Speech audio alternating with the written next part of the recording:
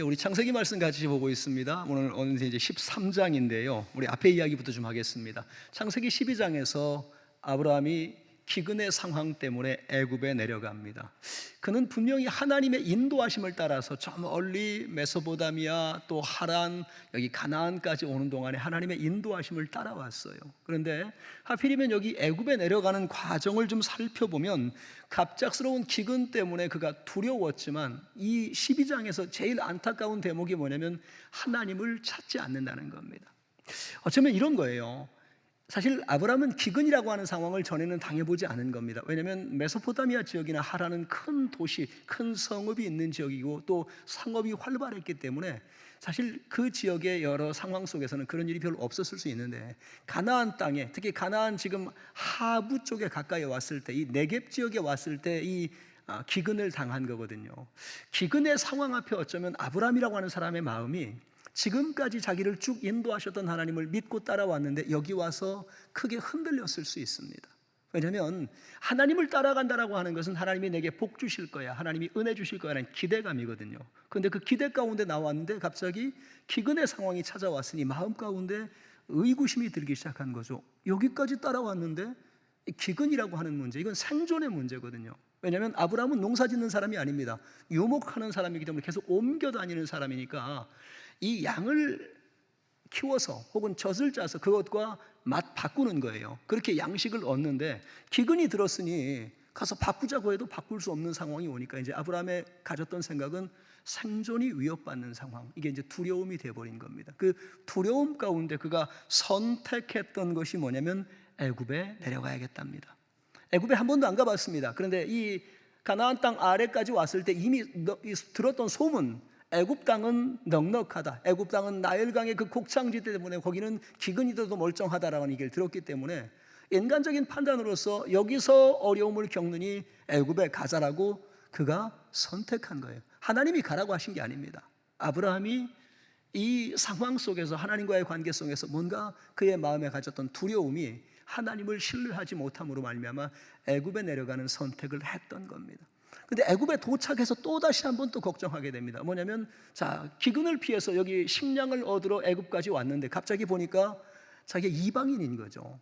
저 가나안 땅에서도 이방인이었지만 애굽이라고 하는 이 큰 나라에서 혹시 어떤 일이 벌어질지 모르는데 특별히 자기 아내에 대한 고민이 생겼던 겁니다. 이 아내를 누가 빼앗아 갈까봐 혹은 이 아내 때문에 죽을까봐 하고 하는 이 두려움 때문에 또 다른 선택이 하나 나옵니다. 그게 뭐냐면 자기 아내에게 지금부터 누이 동생이라고 하자.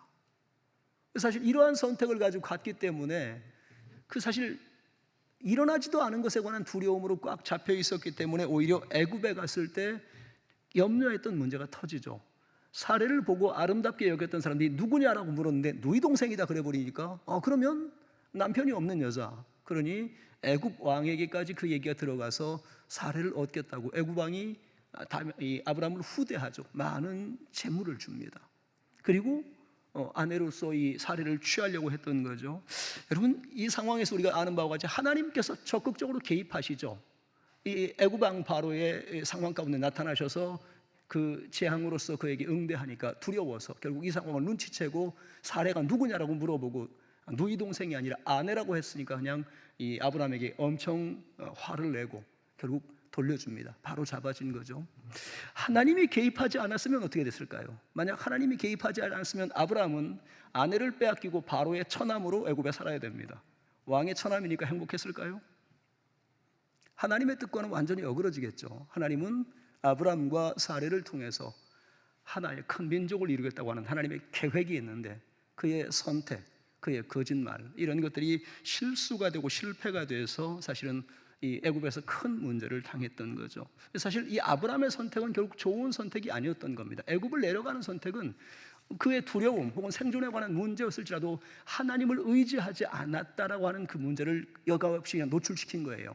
그렇게 잘못된 선택의 경험을 하고 나서야 가나안 땅으로 돌아옵니다. 이제 그 애굽에서의 상황이 좋지 않았다고 하는 것, 결국 하나님께서 건져 주셨다고 하는 그 경험을 가지고 돌아오게 되는 거죠. 사실 지난 시간에 말씀드렸습니다만 실수하고 실패하는 인생일지라도 여전히 하나님은 그를 건져내시고 하나님은 여전히 책임져 가신다는 겁니다. 사실 아브라함은 하나님께서 그렇게 정하신 사람이었기 때문에 그 실수와 실패 중에도 하나님께서 살 길을 열어 가시는 거죠. 자, 그렇게 애굽에 내려가서의 이 어려운 문제를 경험하고 나서 다시 가나안 땅으로 올라오기 시작합니다. 그런데 가나안 땅으로 돌아올 때 이들이 알리게 된 게 하나 있습니다.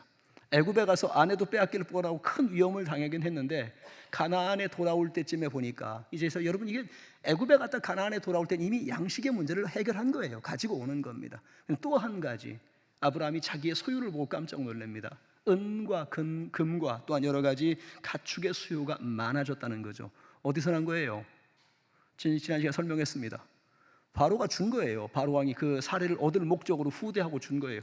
근데 아내 돌려줬다고 뺏지는 않은 겁니다. 가져가게 한 거예요. 그 많아진 걸 가지고 이제 가나안 땅으로 오면서 소유가 넉넉해졌고, 여러분 이 목축하던 사람이 소유가 넉넉해지고 금과 은이 생기면 뭐 할 것 같습니까? 들고 다녀요? 아니 파묻어 놓습니까? 뭐 해야 돼요? 목축하는 사람이면 당연히 양사야죠. 양사고 소사야죠. 왜냐하면 그걸로 재산을 불리는데, 여러분 이 금, 은 들고 다니다가 강도 때 만나면 이거 뭐 아무 쓸모도 없어요.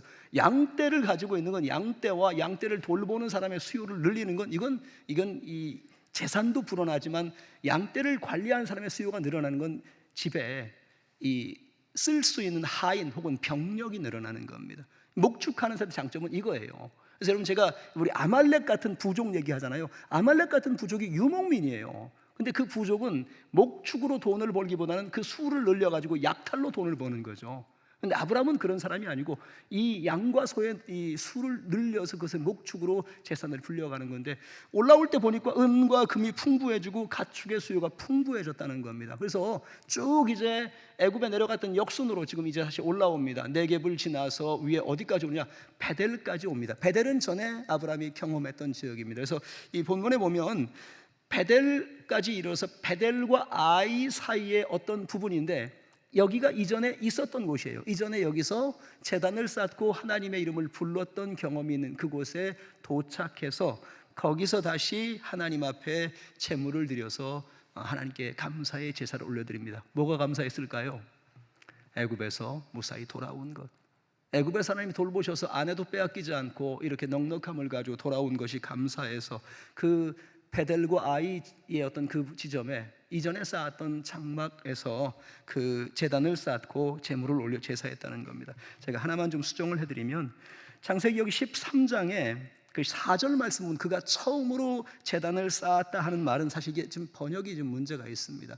이 얘기는 어디서의 처음이냐면 앞에 이전의 처음인 거고, 아브라함이 가나안 땅에 와서 처음 제단을 쌓은 곳은 그 얘기가 아닙니다. 아브라함이 가나안 땅에 들어와서 처음 제단을 쌓은 곳은 앞에 12장 7절에 보면 세겜에서입니다. 세겜에서 제단을 쌓은 것이고, 여기 말하는 이 말씀의 의도는, 이게 NIV 성경을 아마 이렇게 번역한 특징이기 때문에 그런 것 같은데, 사실은 이 의도는 전에 쌓았던 제단을 말해요. 거기에 제단이 있었기 때문에 거기서 다시금 하나님 앞에 제사를 올려드리면서 다시금 가나안에서의 삶을 시작해 갑니다. 자, 그런데 문제가 생겨요. 자, 가나안 땅에 돌아왔을 때 아브라함도 재산이 많아졌지만 이 사실 롯의 재산도 많아졌어요. 원래는요 하나의 가족이었습니다. 가족이었는데 조카죠. 조카고 조카가 장성해 갑니다. 조카도 수완이 좋아서 계속 그의 양이 늘어납니다. 그러니 한 가족으로 묶여 있다가 어느새 이제 어떻게 보면 자기 재산의 관리가 들어간 거죠. 그러니 이제 두 개의 가족이 하나의 장소에 있다 보니까, 사실 뭐 이게 어떤 밖으로 누군가 맞설 때는 큰 병력이 있어 좋지만 내부에서 지금 양을 키우고 소를 키우는 작업에서는 좀 좋지 않았던 겁니다. 왜냐하면 여러분 이 목축을 생업으로 하는 유목민들에게 가장 필요한 건 두 가지입니다. 하나는 적절한 목초지, 풀을 먹일 수 있어야 되고, 두 번째는 물이 있어야 됩니다. 근데 그 좋은 곳을 찾아가게 되면 사실 먼저 선점한 사람이 찾게 되고, 다음에 온 사람은 더 안 좋은 곳이나 다른 곳으로 가야 됩니다. 왜냐하면 한 곳에 풀을 뜯을 때요 뭐 하루 있다 가고 반나절 있다 가고 그렇게 가지 않습니다. 대부분 그렇게 있으면 2, 3일 이상 있어요. 2, 3일 이상 방목해 놓습니다. 그러니까 꽤나 오랜 시간을 거기 있어야 되는데, 앞에 누가 와 있으면 그들이 다 뜯고 있으면 뒤에 간 사람은 여지 없습니다. 밀려가야 됩니다. 자, 그럼 어떻게 될까요? 같이 움직이는 때가 되면 서로가 먼저 차지하려고 할 수밖에 없습니다. 여기 나오는 이 롯과 아브라함의 이 두 개의 양떼를 이끄는 이 하인들의 입장에서는 서로가 이제 좋은 목초지를 차지하기 위한 갈등이 생겨나는 겁니다. 그래서 이 조카 롯과의 갈등 상황이 여기 13장의 주된 이야기입니다. 여기 와서 지금 경험하는 것, 그 양과 소를 키우는 것 때문에 조카의 이 하인들과 아브라함의 하인들이 서로 간에 갈등하는 상황. 이들이 지금 없어서가 아니에요. 내용을 잘 보셔야 됩니다. 부유합니다. 부유해졌는데 더 커지고 있는데 갈등이 생긴다는 거죠. 오늘날도 마찬가지입니다, 여러분. 오늘날 가족 간의 갈등, 가족 간에 혹시 자식들 가운데 오지 부모의 재산을 놓고 갈등하는 거 없어서 그래요? 여러분, 없는 집은 갈등할 이유가 없어요. 아버지가 아무것도 안 남겨주면 자식들은 갈등 안 합니다. 포기해버립니다. 왜 갈등합니까? 남겨주는 게 있으니까 갈등한 거예요. 남겨주는 게 많기 때문에 더 갖고 싶은 거죠. 이 시도 마찬가지예요. 주로 성장하는 과정 가운데 혹은 이 넉넉함 가운데 그들의 소유권 때문에 갈등을 많이 하죠. 이때도 마찬가지입니다. 이 아브라함의 이 하인들과 롯의 하인들이 갈등했던 것은 그들의 소유가 점점 늘어나고 있기 때문에 그렇습니다. 이미 애굽에 다녀와서 소유가 늘어난 데다가 지금 이 가나안의 정착 상황으로서 이전보다 더욱더 소유가 확장돼 갈 때 이로 인해서 지금 두 양떼의 이 관리하는 하인들이 서로 간에 갈등하게 되고 이게 아브라함에게 들어갔던 겁니다. 결국 문제를 해결해야 되는 거죠. 오늘 본문은 바로 이 문제 해결에 관한 부분입니다. 아브라함과 롯이 직접 싸운 것은 아니지만 하인들은 계속 싸우고 있습니다. 서로 간에 좋은 목초지를 차지하고 또 양을 돌보는 건 그들의 책임이기 때문에 계속 문제가 일어나니까 결국 그 해결은 누가 해야 되냐? 집안의 가장들이 해야 됩니다. 그렇기 때문에 아브라함과 이 롯은 이 문제에 관해서 이제 해야 되는데, 또한 이들이 보는 것 중에 하나가 다른 사람들의 시선이었습니다. 오늘 본문에 보면 어떤 이야기가 나오냐면 이 두 개의 가문이 싸우는 것을 다른 사람들이 지켜보고 있었어요. 본문 잘 보시면 가나안 사람들과 브리스 사람들도 함께 있었습니다. 여기 가나안 사람들, 브리스 사람들은 목축이 주는 아닙니다. 이는 목축도 하고 농사도 짓는 사람들인데 이들이 지금 바라볼 때 뭐 처음에는 같이 잘 다니는가 싶더니만 어느 순간부터 이 한 집안 식구들이 서로 싸우고 있습니다. 보기 좋았을까요? 아마 그들은 그랬을지 모릅니다. 아브라함 저 사람 참 뭐 자기의 신이 하나님이 야훼가 복 준다고 해서 많이 저렇게 뭐 이것들을 얻더니만 결국 복 얻더니 조카하고 싸우고 있는 이런 소리 나오면 하나도 좋을 게 없죠. 그렇기 때문에 오늘 이 상황 가운데 이 삼촌인 아브라함과 조카 롯이 이걸 직접적으로 이제 해소해야 되는 거죠. 그래서 오늘 본문에 보면 아브라함이 롯을 불러서 상의합니다. 본문 8절입니다. 우리는 한 친족이라 너나 나나 내 목자나 네 목자나 서로 다투게 하지 말자라고 말합니다. 여러분, 지금 갈등 상황 가운데 아브라함의 제안이었어요. 그래서 여기 지금 우리가 한 친족이다라고 하는 말이 참 중요합니다. 아브라함에게 있어서 이 갈등보다 더 중요했던 건 뭐냐? 우리가 한 가족이라는 겁니다. 조카죠.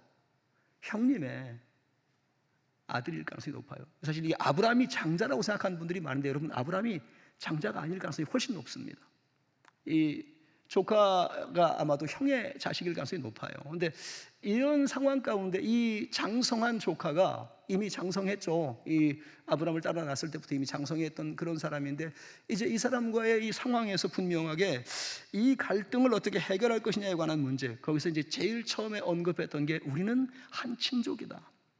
그러니까 이거 깨뜨리지 말자는 겁니다. 이 양들이 커가는 거, 재산이 늘어나는 것도 중요하지만 그 근본적으로 우리는 하나의 친족을 가졌다라고 하는 이 문제를 가지고서 롯에게 제안하는 거예요. 그래서 롯에게 먼저 선택의 권리를 제안하면서 그에게 네가 어디를 택하든지 너에게 먼저 우선권을 주겠다라고 말하는 거죠. 그래서 오늘 본문에 보면 아브라함이 이 갈등 가운데 이 롯과의 상황 속에서 아브라함이라고 하는 사람이 가지고 있는 선택의 기준이 나옵니다. 오늘 본문을 잘 보시면서 여러분, 제가 이제 미리 결론에 가서 할 말씀을 할게요. 여러분이 아브라함과 같은 사람인지 롯과 같은 사람인지 스스로가 한번 잘 보시기 바랍니다. 대부분 자기가 아브라함과 같은 줄 아는데 그럼 한번 잘 보십시다. 아브라함의 기준이 뭐냐? 오늘 아브라함의 첫 번째, 이 사람이 조카인 롯과의 갈등 가운데 아브라함의 관심이 어디냐? 첫째, 아브라함은요 재산보다는 조카 롯과의 화평을 유지하는 일에 관심이 더 큽니다. 싸움에 관한 문제를 들었고 알지만 우리가 한 친족이다라고 하는 부분을 통해서 뭘 말하느냐? 우리에게 지금 중요한 것은 이 재산에 관한 문제가 아니라 너는 나의 조카이고 나는 너의 삼촌으로 우리가 한 가족으로서 화평을 지키는 게 중요하다는 것을 전제하고 있는 겁니다. 여러분, 어쩌면 아브라함이라고 하는 사람이 좀 약은 사람이면, 사실 이 약은 사람 하나 알려드릴게요. 뒤에 가면 우리 창세기에 누가 나오면 라반이라고 하는 사람이 나옵니다. 라반과 야곱은 여지없이 삼촌과 조카였거든요. 근데 그 라반은 항상 조카를 이용해 먹습니다. 슬슬 이용해 먹어서 자기 재산 불리려고 하는 데만 초점이 갇혀 있죠. 너무 영리해서. 아브라함도 영리한 사람이고, 아브라함도 얼마든지 자기 조카에게 제안할 수 있습니다. 내가 이렇게 할 테니까 너는 딴 거 해라. 지금까지 널 키워준 게 얼마인데 이 삼촌 말 듣고 가라는 대로 가라. 이렇게 하면 아주 간단한 문제일 수도 있습니다. 근데 그렇게 하지 않죠. 오늘 본문 가운데 보면 그 재산의 증대나 혹은 어떤 상황보다는 롯과의 이 화평을 유지하는 것에 더 관심을 크게 갖습니다. 그렇기 때문에 이 관계를 깨뜨리지 않으려고 하는 거죠. 그래서 사실 이 롯과의 관계가 중요했어요. 하나 이제 상황을 좀 알려드릴게요. 어쩌면 여러분, 이 성서 신학자들이 하는 말 중에 이런 말이 있습니다. 아브라함이 하나님께 후손이라고 하는 얘기를 들었을 때 아브라함의 머릿속에 참 복잡했을 거다. 왜 복잡했느냐? 자신과 사라 사이에는 아들이 없어요.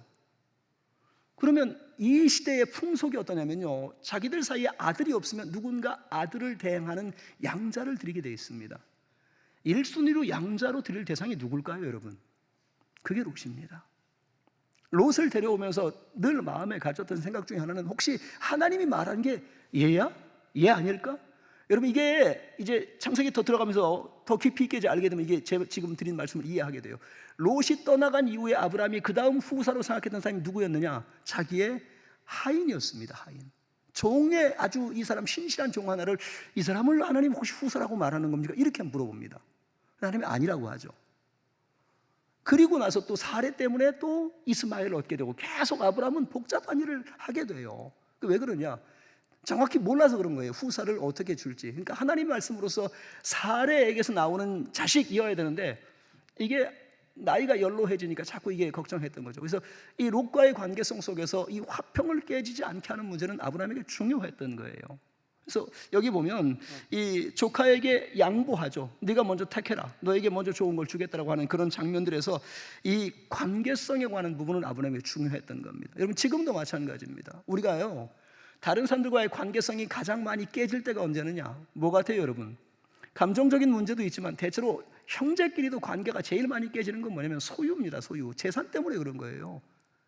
부모에게 받은 뭐 혹은 부모에게 하는 뭐 이런 것들 속에서 서로 간에 서로를 비교하죠. 아, 형은 더 큰 거 가지고 있잖아. 아, 니네 집이 더 크잖아. 이런 식으로 해서 별것 아닌 것 때문에 항상 서로의 그 관계성에 문제가 생기죠. 그러니까 그것만 떠나면, 얼마를 가졌다, 뭘 가졌다 이런 것만 떠나면 서로에 관해서 가장 중요한 건 화평입니다. 그걸 유지시킬 수 있는 게 중요한 건데, 오늘 여기 아브라함은 바로 재산보다도 더 중요하게 이 화평에 관심이 있었다는 거죠. 자, 그래서 오늘 이 상황 가운데 상대를 설득해야 되는 거죠. 그래서 오늘 본문에 보면 이 조카와의 관계 가운데 이 관계를 유지하려고 양보하는 장면이 나옵니다. 본문 9절입니다. 내 앞에 온 땅이 있지 아니하냐? 내가 좌하면 나는 우하고 내가 우하면 나는 좌하리라. 그 말로써 조카에게 우선권을 주고 있습니다. 그래서 아브라함의 선택의 기준 두 번째는요, 양보를 통해서 상대방을 설득하는 장면입니다. 설득에도 여러 방법이 있습니다. 이미 자기 것 다 정해놓고 자기가 다 결정해놓고 내 말대로 해, 이대로 따라가야 되라고 하는, 이거 설득일 수 있습니다. 그런데 여러분, 이러한 설득은 상대에게 이미 불편합니다. 다 정해놓고 다 자기에게 유리하게 만들어놓고 무조건 복종하라고, 무조건 따라오라고 말하는 것은 참 어려운 얘기입니다. 여러분, 여기요, 아브라함이 만약에 욕심을 앞세워서 내가 좌할 테니까 네가 우해 그래 버리면, 여러분, 설사 그 우측에 가서 하는 것을 처음에는 모르고 갔다 하든 우측에 가서 어떤 문제가 생기면 롯은 대번에 원망할 겁니다. 삼촌 말 듣고 여기 왔는데 이렇게 됐더라고. 사실 이런 것 때문에 사실은 어떤 수락해도 문제고 상황 속에서 문제가 나올 수밖에 없어요. 그러나 문제가 없는 건 딱 하나입니다. 양보하고 선택권을 먼저 주게 되면 이 우선권 때문에 문제가 일어나지 않습니다. 왜냐하면 내가 선택했는데, 자기의 결정, 자기의 선택에 관한 것은 자기 책임이기 때문에 오늘 아브라함은 조카임에도 불구하고 지금까지 자식처럼 키워왔어요. 그러나 그에게 양보함으로써 오히려 상대를 설득하는 거죠. 아브라함의 이 희생, 양보는 설득의 비결입니다. 여러분, 우리가 서로 갈등할 때요, 이 교회 안에 서로 간에 갈등할 때 상대를 설득할 수 있는 가장 좋은 방법을 이 사람이 보여준 겁니다. 서로가 자꾸 대립하고 자꾸 말실험하고 자꾸 문제를 이야기할 때 상대보다 우리에게 그 상대를 설득할 가장 중요한 비결은 당신이 우선권 가져. 당신이 원하는 게 뭔지 말해봐. 당신이 하고 싶은 대로 해. 그렇게 내놔버리면 그럼 이 얘기가 풀리기 시작해요. 왜냐하면 주도권을 가진 사람은 자기 하고 싶은 대로 얘기할 것이고 그 수용하겠다라고 하면 또 그렇게 하겠다고 하면 얘기는 자연스럽게 해결이 됩니다. 왜 안 됩니까? 나는 내 생각으로 너는 네 생각으로 서로 간에 계속 같은 얘기만 반복하면 충돌이 나올 수밖에 없는 거죠. 그러나 여기 아브라함 보면 양보를 통해서 상대방을 설득하는 어른다운 모습을 보여주고 있다는 거죠. 자, 세 번째, 아브라함은요 눈앞의 이득이 아니라 사실은 하나님께 마음을 두는 사람이었습니다. 이게 무슨 말이냐? 오늘 이 아브라함이 조카 롯에게 양보할 수 있는 배경에는 하나님 그분이 있습니다. 아브라함은요 지금 여기 오기까지 사실은 뭐 이 조카를 뭐 앞세워 온 것도 아니고 뭐 다른 계획을 가지고 온 것도 아닙니다. 여기 오기까지 또 애굽에서의 경험을 통해서 그가 경험한 이 신앙의 안목으로 경험한 건 뭐냐면 하나님께서 인도하신다는 겁니다. 설사 조카 롯이 어떤 것을 선택하고 더 나은 것을 택했다 할지라도 여러분 아브라함의 믿는 구석은 뭐냐면 하나님 그분이 나를 인도해 가실 거라는 거죠. 즉 하나님 그분이 있기 때문에 눈앞의 이득에 대해서 지금 연연하지 않는 겁니다. 그래서 지금 이 사람에게 있어서 이 아브라함도 여러분 왜 눈이 없어요? 이제 뒤에 나옵니다만 어느 땅이 좋은지 여기 가나안 땅에서 몇 번을 돌아다니면서 어디가 좀 좋은 목초지가 있고 여기 하인들도 알고 있는데 모를 리가 없습니다. 그러나 그걸 먼저 보는 게 아니라 눈에 보이는 것으로 결정하는 게 아니라 하나님 안에서의 것들로서 지금 택하려고 하는 거죠. 그래서 오늘 이 아브라함은 눈에 보이는 것이 아니라 하나님께 그의 마음을 두기 위해서 무던하게 애쓰는 겁니다. 여러분 이게 어려워요. 우리가 바보가 아닌 이상 무엇이 더 좋고 어떤 게 더 낫고 이거 계산하는 거 그렇게 오래 안 걸려요. 근데 알매도 불구하고 그것에 관하여서 양보할 수 있거나 그것에 관해서 한 걸음 뒤에 설 수 있는 건 이건 신앙 안에서 또 하나님 그분께 마음을 둘 때만 가능한 거죠. 그래서 여러분 아브라함은 이런 사람이었습니다. 지금 보신 것처럼 그의 선택의 상황보다는 이 상황 가운데 보면 이 재산보다는 조카 롯과의 화평에 관한 문제, 또 양보를 통해서 상대를 설득하는 부분들, 또 눈앞의 이득보다는 하나님께 마음을 두는 이 신앙적인 관점으로서 아브라함은 지금 바로 이 갈등을 해소하는 방법을 제안하고 있었던 겁니다. 자, 이 아브라함이 이런 사람이었다면 롯의 방법을 한번 보십시다. 오늘 본문에 보면 롯의 선택이 나옵니다. 근데 롯이 지금 그 땅을 선택하는 근거가 무엇인지 잘 보셔야 됩니다. 오늘 아브라함 삼촌이 제안했습니다. 아니 나 같았으면 저 같았으면 삼촌 웬 말입니까? 삼촌이 택하십시오. 내 삼촌 택하면 내가 택할게. 삼촌이 해요. 여러분 그렇게 하실 수 있죠? 그게 당연한 거예요. 근데 그렇게 안 해요. 지금 삼촌이 얘기를 했더니만 딱 기회를 얻다 이 주도권을 잡은 사람처럼 이 베델과 아이 이쪽이 높은 언덕지대거든요. 여기서 내려다보면서 어디가 좋을까 지금 살피고 있는 겁니다. 기회를 얻었다 이거죠. 그래서 그가 결정했던 것, 오늘 보면 10절에서 11절에 보면 롯이 어떤 마음을 가지고 그 땅을 선택하는가가 아주 자세하게 나옵니다. 자, 10절에 11절을 보겠습니다. 이에 롯이 눈을 들어 요단 지역을 바라본 즉 소알까지 온 땅에 물이 넉넉하니 여호와께서 소돔과 고모라를 멸하시기 전이었으므로 여호와의 동산 같고 애굽 땅과 같았더라. 그러므로 롯이 요단 온 지역을 택하고 동으로 옮기니 그들이 서로 떠난지라라고 말하고 있습니다. 여러분 여기 롯의 생각이 본문에 그가 나와요. 그 자기의 생각을 여기 지금 그대로 내포하고 있는데 자기의 이 가축들 혹은 집안을 옮길 때 지금 그가 택했던 것, 아까 아브라함의 상황과 좀 비교해서 잘 보시기 바랍니다. 그가 보았던 것은 저 요단강의 지류가 쭉 뻗어 있는 그 땅이었습니다. 사실 여러분 이게 좀 웃겨요. 왜냐하면 이 롯이 지금 바라본 지역은요 아브라함과 롯이 가보지 않았던 지역입니다. 이 아브라함과 이 롯이 서 있던 곳에서 네가 좌하면 내가 우하고의 이 의도를 아셔야 됩니다. 이게 어떤 거냐면 남과 북을 말하는 거예요. 왜냐하면 저 위에서 하란을 통해서 이 이스라엘이 이제 가나안이죠. 가나안 북쪽으로 이렇게 쭉 내려와서 남쪽에 애굽까지 갔다 왔잖아요. 이 아마 나중쯤에 제가 이제 지도 한번 보여드릴 텐데 한 도로로 한 길로 쭉 와서 가는 이게 남과 북의 길만 있기 때문에 아브라함의 의도는 뭐냐면 우리가 경험했던 것 중에서 우리가 여기 서 있는 곳에서 네가 좌측으로 가면 네가 혹시 북쪽으로 가면 내가 우측이 남쪽으로 갈 거고 네가 우측으로 가서 네가 남쪽으로 가면 내가 북쪽으로 갈게 이 소리였던 거예요 사실은. 왜냐하면 이 동쪽에 여기 요단강 지역은 가보지도 않았어요. 왜 안 가봤을까요? 여기 롯이 했던 말 속에 나옵니다.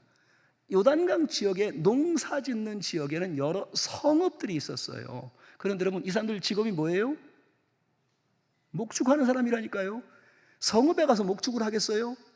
어디 가서 목축해야 돼요?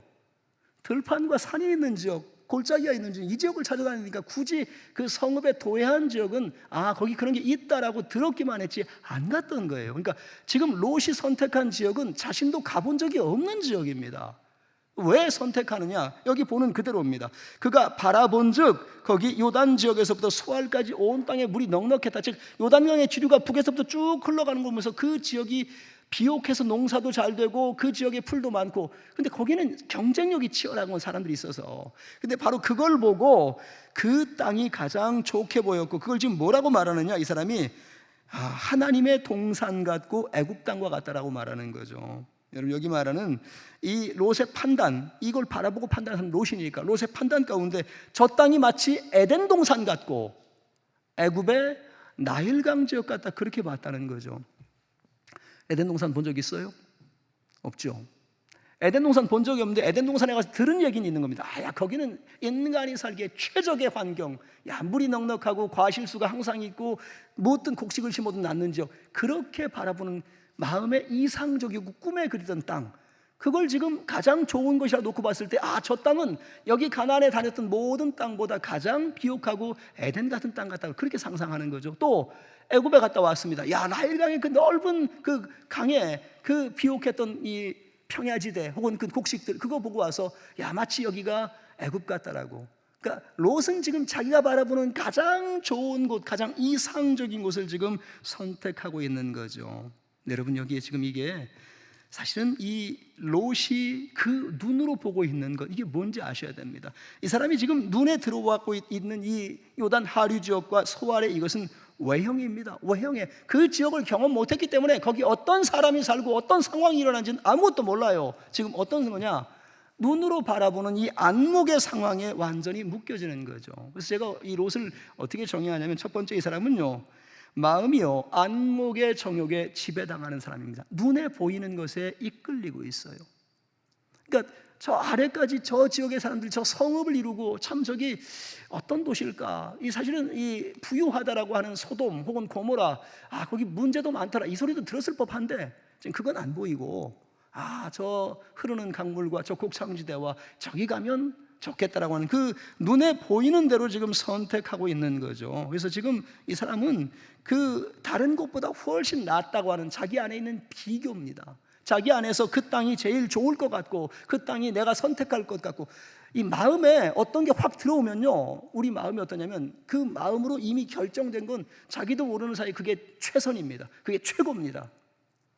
인간의 마음의 약점이 여기 있습니다. 뭔가 결정되면, 뭔가 어떤 게 들어오면 그럴 수밖에 없고 그것이 가장 좋다라고 하는 그 마음 가운데 그 탐욕이 그것들을 완전히 지배해버리죠. 롯이 그런 겁니다. 롯은 지금 그의 마음에 저곳이 이 가나안 전역에서 가장 좋은 곳이다라고 하는 그 마음의 그 생각으로서 이끌리고 있는 거예요. 그래서 지금 안목의 정욕에 이끌리고 지배당하기 때문에 그 생각이 거기에 있는 거죠. 우리도 비슷합니다, 여러분.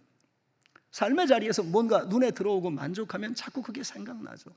정욕에 이끌리는 사람들은 이 뭐 어떤 여자든지 혹은 돈이든지 상황인지 그거 자꾸 떠올리고 잊어버리지를 못합니다. 그것 때문에 문제를 겪게 되는 거죠. 그래서 여러분, 오늘날 사실 많은 사람들이 이 시대의 어떤 흐름 가운데 그의 마음을 사로잡는 것에 이끌리는 경우가 참 많습니다. 지금이 그런 시대예요. 지금이 인간의 마음을 뭔가 어떤 걸 사로잡으면 그 트렌드가 자기 중심성이 되고 그 마음의 어떤 속성에 따라가죠. 그래서 요즘은 광고 이 카피들이 대부분 뭐로 쓰냐면 마음이 원하는 대로 해, 마음이 시키는 대로 해, 이렇게 광고를 짜내요.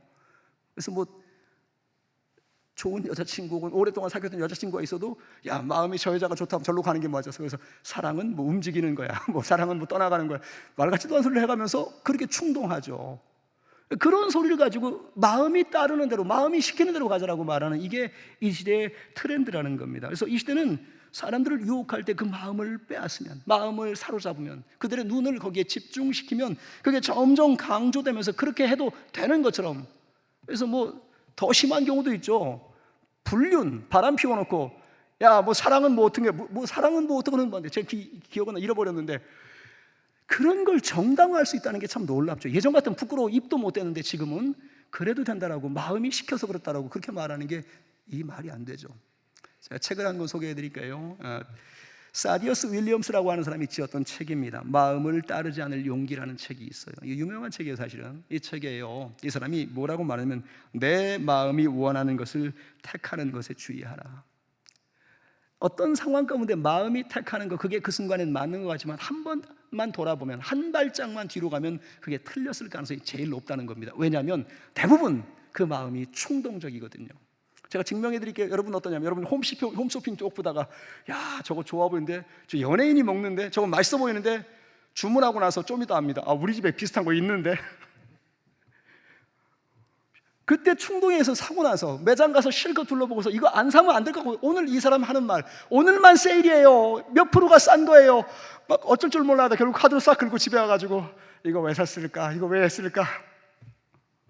마음의 어떤 결정을 따라갈 때 흔히 일어나는 문제들. 그래서 아까 사디어스 윌리엄스의 말처럼 내가 원하는 것을 택하는 것, 그거 제일 주의해라. 그 순간이 가장 위험한 순간이다.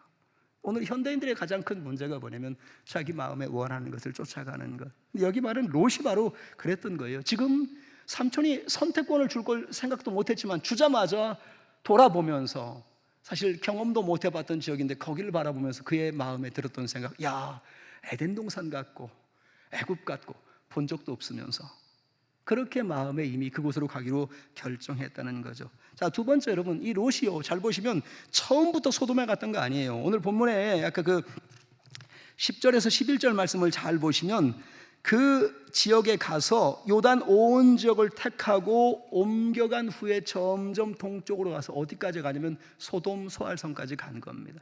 사실 거기 갔을 때 분명히 알았을 거예요. 소돔이라고 하는 지역이 얼마나 그 유흥과 사치와 방탕이 심각한 지역인지 알았을 것인데 점점 그리로 가까이 가고 있습니다. 돌아서 뒤로 나오는 게 아니라 점점 그리로 가고 있어요. 왜 그럴까요?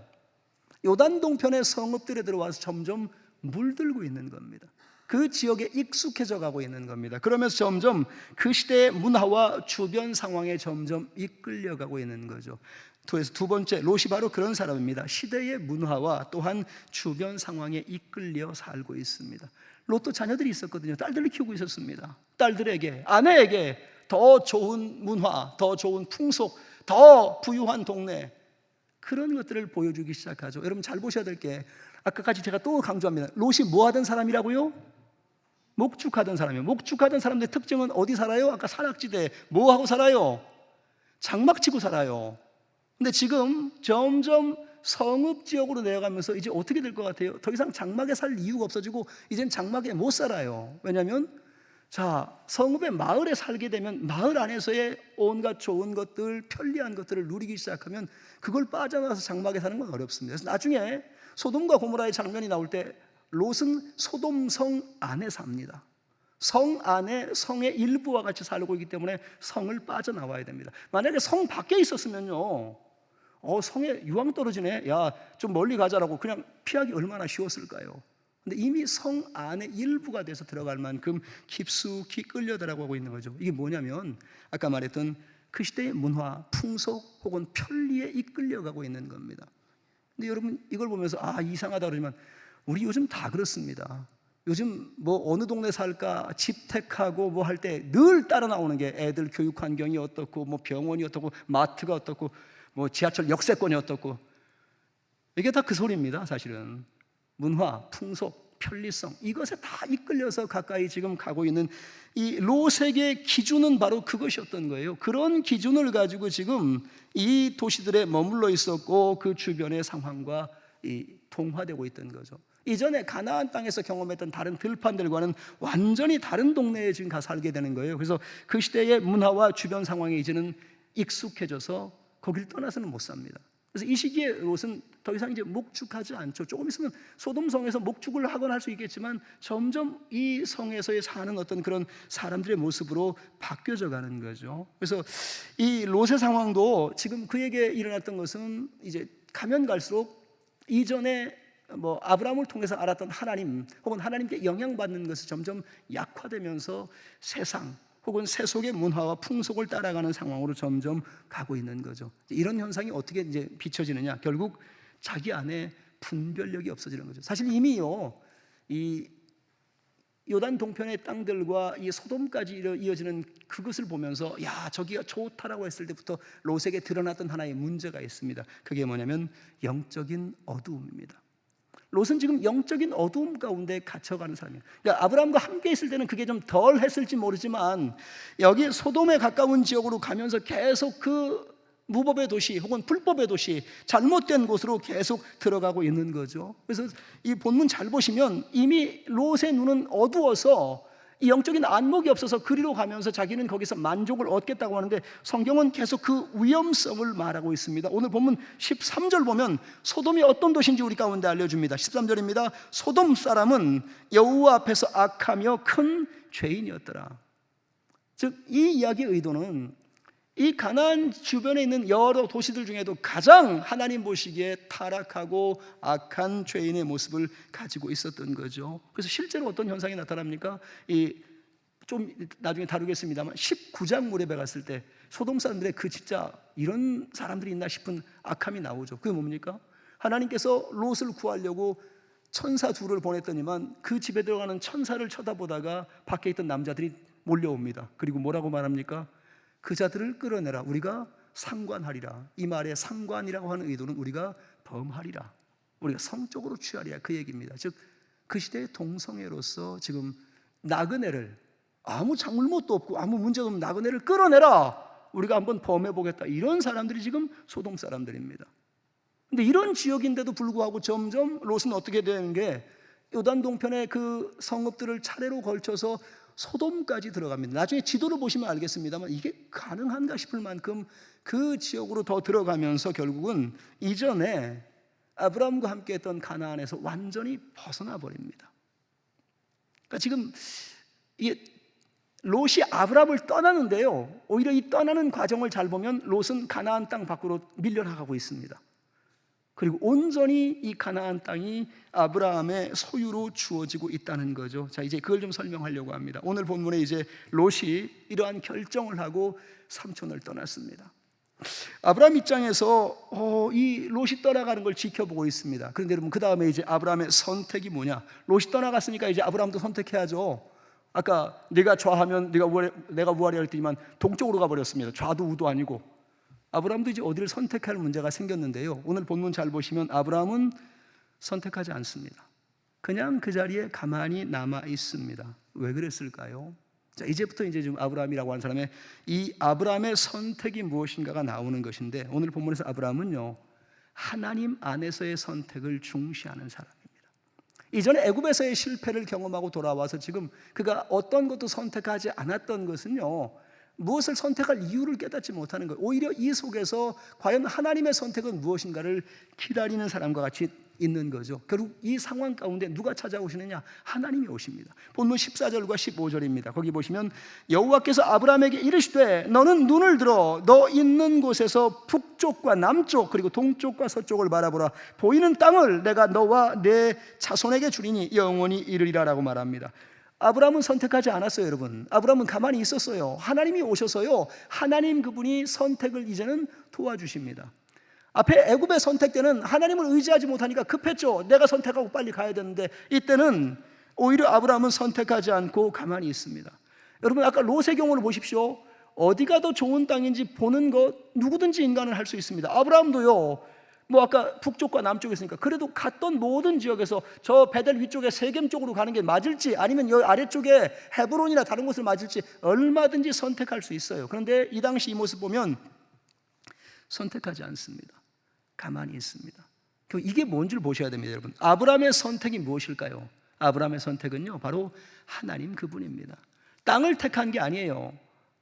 롯이라고 하는 사람은 땅을 택한 겁니다. 내게 좋은 땅, 내가 볼 때 비교 우위에 있는 땅을 택한 건데, 아브라함의 선택은 땅이 아니고요, 하나님 그분이 원하시는 대로입니다. 그래서 하나님을 택한 것이고, 그리고 하나님은 바로 이러한 아브라함 그 사람과 그의 선택을 기뻐하는 겁니다. 만약 아브라함이 롯이 다른 곳을 택했더라도, 그래? 너 거기 갈래? 그럼 내가 저쪽 요단 그 강물이 흐르는 쪽에 내가 소돔 쪽 택할게. 이랬으면 하나님이 아마 굉장히 이 사람 안 좋아했을 것 같아요. 왜냐하면 이것도 역시 육신의 안목의 선택이니까. 그런데 이때의 아브라함은 그런 선택을 하지 않고 가만히 기다리고 있습니다. 그리고 하나님 그분이 찾아오셔서 오히려 그에게 뭐라고 말하냐? 눈을 들어서 봐라.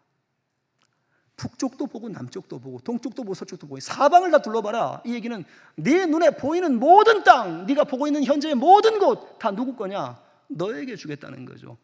여기 하나만 선택이 아니고 네가 보고 있는 모든 땅이 바로 내가 너에게 주기 원하는 이 땅이라는 거죠. 오히려 아까 말했던 롯이 가나안 땅에서 벗어나고 나서 하나님은 뭐라고 하냐면 롯이 아니야. 너에게서 나는 너의 후손들이 이 땅을 차지하게 될 거라고 말하는 거예요. 그래서 이 말씀 가운데 결국 이 아브라함에게 지금 이 주시는 의도는 하나님 그분 안에 있을 때, 하나님 그분과 택할 때 하나님 그분이 그 모든 것을 더해 주실 수 있는, 정해 주실 수 있는 겁니다. 즉 하나님 그분과 선택하는 방법들을 택하면 하나님 그분이 이루어 가시겠다고 하는 거죠. 그래서 여러분, 우리는 항상 선택의 문제 앞에 설 때가 많은데 무엇을 선택하지 못해서 조바심 내지 마십시오. 정말 점심시간에 메뉴 선택하는 것처럼 그렇게 급한 것도 있겠지만 대부분의 어떤 선택은 빨리 안 하셔도 돼요. 천천히 해도 됩니다. 천천히 하나님 안에서 바라보고 주의 깊게 바라보고 오랫동안 하나님 앞에 기도해보고 천천히 해도 될 거를 이미 마음에 다 정해버리고 빨리 못해서 난리를 치고 있고, 아니 여러분, 그렇게 안 하셔도 돼요. 여러분이 오히려 기다리고 여러분이 오히려 그 상황 가운데 인내하면, 오늘 아브라함 보십시오. 하나님이 우리 가운데 오실 겁니다. 어렵냐? 내가 도와줄까? 내가 선택하게 해줄까? 오히려 하나님이 도우실 수 있는 상황이 얼마든지 있는데 우린 자꾸 우리의 판단을 앞세워서 조급하게 하려는 경향이 있는 거죠. 그래서 오늘 본문도요, 하나님은 아브라함에게 네가 보이는 모든 땅이라고 알려주셔요. 그리고 있습니다. 그리고 뭐라고 하느냐? 이제 그 땅들을 한번 다 확인해 보라는 겁니다. 보이는 땅, 너에게 주겠다고 하는 땅이 어떤 땅인지 너의 발로 직접 확인해 보라는 겁니다. 그게 본문 17절입니다. 거기 보시면 너는 일어나 그 땅에 종과 횡으로 두루다녀 보라. 내가 그것을 너에게 주리라 라고. 이게 뭐예요? 네가 밟는 땅 다 줄 거야. 가서 확인해 봐. 어떤 땅인지 봐라고. 그래서 굳이 어디 정하지도 않았는데 하나님이 어디가 아니고 한 지점이 아니고 네가 밟는 모든 땅입니다. 앞에서 본 것처럼 동서남북 너에게 보이는 모든 곳을 이제 네가 가서 확인해봐. 총행무진으로 다 확인해봐. 다 확인하고 네가 밟는 모든 땅은 다 그것을 내게 주리라라고 하는 이 말씀으로서 하나님은 아브라함에게 온전한 선택이 무엇인지 알려주는 겁니다. 여러분, 온전한 선택은 하나님 안에서 선택하는 겁니다. 하나님 안에서 택하시면 그분이 주시기 원하는 넓은 것들을 볼 수 있습니다. 그런데 자꾸 하나님을 배제하고 혹은 하나님보다 먼저 나서서 선택을 정해버리니까 폭이 좁아지고 어떻게 할지 몰라서 조바심을 내고 다 저질러 놓고 하나님 어떻게 해요? 라고 그때 가서야 하는 거죠. 아니요 여러분, 시작부터 선택의 상황부터 하나님 이게 옳습니까? 이게 맞겠습니까? 하나님, 내 생각이 급하지 않게 내가 먼저 이걸 정하지 않게 하나님 안에서 택할 수 있게 해달라고. 사실 이게 훈련이 좀 돼야 됩니다. 저는 아브라함이 이 장면에서 왜 조카 롯에게 양보할 수 있고 느긋할 수 있었는가? 앞에 애굽에서의 실패의 경험이 그걸 알려준 겁니다. 내가 선택했더니, 내가 결정했더니 가서 당한 것이 오히려 더 큰 화가 되는 거죠. 하나님 그분 안에서 택하는 방법들을 배우기 시작하는 겁니다. 그래서 오히려 하나님 그분 안에 택하고 옮겨가는 거죠. 이제 이후에 보면 하나님께서 그래서 결국 이끌어서 가게 하시는데, 오늘 이제 하나님 안에서 그가 어디로 가느냐? 오늘 본문 이제 13장 이 후반부에 보면 그가 일어나서 헤브론 땅 마므레 상수리 숲으로 옮겨갑니다. 본문 아마 거기 18절에 나올 거예요. 18절에 보면 이제 장막을 옮겨서 헤브론에 있는 마므레 상수리로 가는, 이 나무인대로 가는데, 사실 이 땅이 중요하죠. 이 헤브론 땅, 나중에 혹시 이제 기럇 여아림하고 하는 지명이 나오는데, 여기 마므레 상수리 나무 아래가 사실은 골짜기예요. 산악지대입니다. 목축하는 사람으로서 그걸로 길로 만든 게 맞는데 너무 대비가 되는 거죠. 롯은 보다 화려한 땅, 좋은 땅, 편안한 땅. 아브라함은 그저 오늘을 살 수 있는 만족한 땅. 근데 왜 지금 마므레 상수리가 중요하다고 하면 여기서 수많은 사건이 이루어집니다. 나중에 막벨라 굴이 여기 생기고 나중에 하나님을 만나는 지점이 바로 이 지점입니다. 그래서 사실은 자신에 대해서 뭐 명확하게 여기다라고 정하고 간 거 아니지만 하나님 안에서 옮겨지는 그 모든 것 가운데서 하나님은 그와 함께 계시고 그 옮겨가는 곳에서 또한 하나님의 역사가 이루어지게 만들어 간다는 거죠. 여러분, 그래서 오늘 이 선택에 관한 문제를 했습니다만 이제 좀 여러분께 묻겠습니다. 앞에 했던 말, 여러분은 여러분의 선택에서 어떠한 선택을 하고 계십니까? 아브라함처럼 선택하고 있나요? 충분히 화평을 위해서 혹은 상대에게 양보해 가면서 또 하나님 안에 선택하는 방법들을 잘 지켜가고 있습니까? 아니면 혹시 롯과 같지는 않은가요? 눈에 만족하는 것, 육신의 평안한 것들, 혹은 영적인 어두움 가운데 있는 것, 이런 것들을 선택하면서 혹시 하나님 잘 되게 해주세요 그러고 있지는 않습니까? 제가 종종 교회 안에 있는 분들을 경험하면서 그런 때가 있습니다. 선택의 상황을 제가 들어보면 전 100% 확신해요. 자기 욕심으로 선택한 거예요. 자기 정욕으로 선택한 거예요. 그래놓고 딱 하는 거예요. 하나님이 이 길로 인도하신 것 같아요. 그렇게 말합니다. 정말 그때마다 어이가 없습니다. 자기 욕망으로 선택했으면 내가 저질렀다고 하십시오. 그리고 자기가 했던 거 책임지셔야 됩니다. 이 롯에 관해서 지금 얘기하고 있으니까 여러분 그냥 넘어갑니다. 나중에 소돔이 무너지고 멸망할 때요, 롯은 가지고 들어갔던 재산 하나도 못 가지고 나와요. 두 딸하고 아내하고 나오다 아내마저도 소금 기둥으로 변하고 그 두 딸하고 맨몸으로 나와가지고 동굴에 들어가서 갈 데가 없어서 거기 기경하게 됩니다. 다 잃어버리고. 이게 뭐예요? 소돔을 택한 책임을 지는 겁니다. 종종 교회 안에 있는 분들이 자기가 저지르고 자기가 다 해놓고 나서 자기의 선택임에도 불구하고 하나님 안에서 혹은 하나님께서 어쩌고 말장난에 불과합니다. 여러분, 그거 하지 마셔야 돼요. 진짜 하나님 안에서 선택을 시작했다면 기다리십시오. 하나님이 어떻게 만들어가는지. 혹시 삶에서 위기가 찾아와도 그게 정말 하나님 안에서의 선택이라면 여러분, 하나님 그분이 책임지실 겁니다. 어려움 중에도 일어서게 하실 것이고 넘어가게 하실 거예요. 문제는 뭐냐면 하나님과 아무 상관없이 자기 선택이었고 자기 욕심이었고 다 그렇게 저질러 놓고 하나님께서 어쩌고. 아니요, 여러분, 그건 자기 선택에 관해서 후회하셔야 되고 자기 선택에 대해서 책임질 수 있어야 돼요. 그래서 오히려 여러분, 오늘 이 본문 가운데 잘 보는 것처럼 신앙의 이 상황 앞에 우리는 늘 선택이 주어질 수 있어요. 어떤 선택을 할지는 각 사람에게 정해진 몫입니다. 그런데 오늘 아브라함이 보여줬던 정말 좋은 모범은 뭐냐면 하나님 안에서 선택해 간다는 겁니다. 급할 필요 없습니다. 오히려 하나님 안에서 천천히 하나님 그분의 뜻이 무엇인가를 찾고 하나님 그분이 이끄는 대로 가는 선택들을 할 수 있을 때 그렇기에 세상 가운데 헤매이지 않고 잃어버리지 않는 겁니다. 오히려 우리는 믿음 안에 살고 있지만 또한 이 세상의 인생길을 걸어가고 있기 때문에 우리 앞에 찾아오는 수많은 선택 앞에서 때로는 고민해야 됩니다. 이게 하나님께 맞나? 이게 하나님의 뜻을 담고 있는 건가?